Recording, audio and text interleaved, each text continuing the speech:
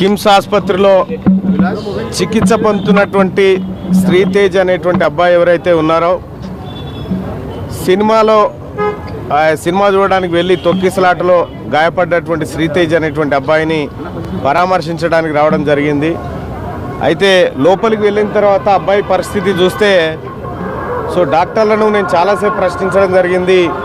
మీరు ఒక డేట్ ఏమైనా చెప్పగలుగుతారా రికవరీకి అంటే మేము చెప్పలేము సార్, ఇది ఏడాది పట్టొచ్చు, 4 ఏళ్ళు పట్టొచ్చు, ఎన్ని రోజులైనా పట్టొచ్చు అని చెప్పి వాళ్ళు చెప్తా ఉన్నారు.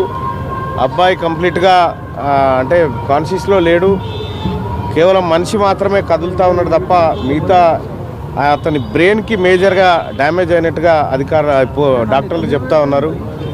అబ్బాయి త్వరగా కోలుకోవాలని మనమంతా అనుకున్నప్పటికీ ఇక్కడ పరిస్థితులు చూస్తూ ఉంటే అందుకు భిన్నంగా కనిపిస్తూ ఉన్నాయి. తొక్కిసలాటలో అబ్బాయి తలపైన బలమైనటువంటి ఒత్తిడి జరిగినట్టుంది. దానివల్ల బ్రెయిన్కి ఆక్సిజన్ అందక బ్రెయిన్ చాలాసేపు డిస్టర్బ్ అయింది. మళ్ళీ రికవరీ కావడానికి అంత ఈజీగా కావడం లేదు. ఏదేమైనప్పటికీ కూడా ఆ అబ్బాయి పరిస్థితి మాత్రం అగమ్య గోచరంగానే ఉంది. పుష్ప 2 సినిమా చేయంగా వీళ్ళ కుటుంబం అంతా చిన్నాభిన్నం అయిపోయింది.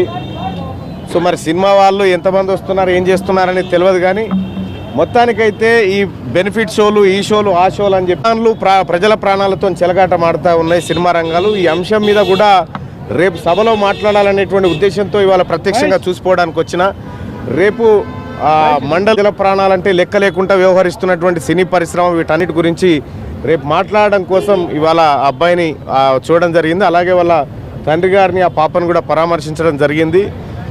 నేను ఏదో పేపర్లో క్లిప్ చూసిన 1400-1500 కోట్లు కలెక్ట్ చేసింది పుష్ప అని చెప్పి,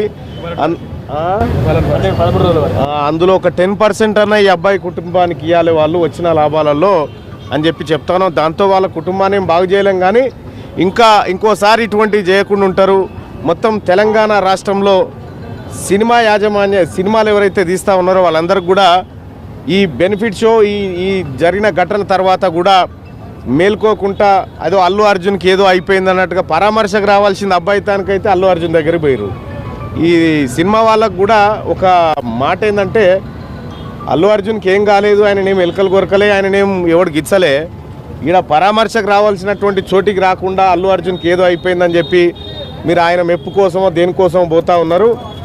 పోతే బోర్రి, కానీ పైపెచ్చు అల్లు అర్జున్ అరెస్ట్ తర్వాత ఇదేదో కాంగ్రెస్ పార్టీ రాష్ట్ర ముఖ్యమంత్రి చేయించింది అనేటువంటి తిక్కల మాటలు మాట్లాడుతూ ఉన్నారు. అవి బంద్ చేసుకోరు జరా.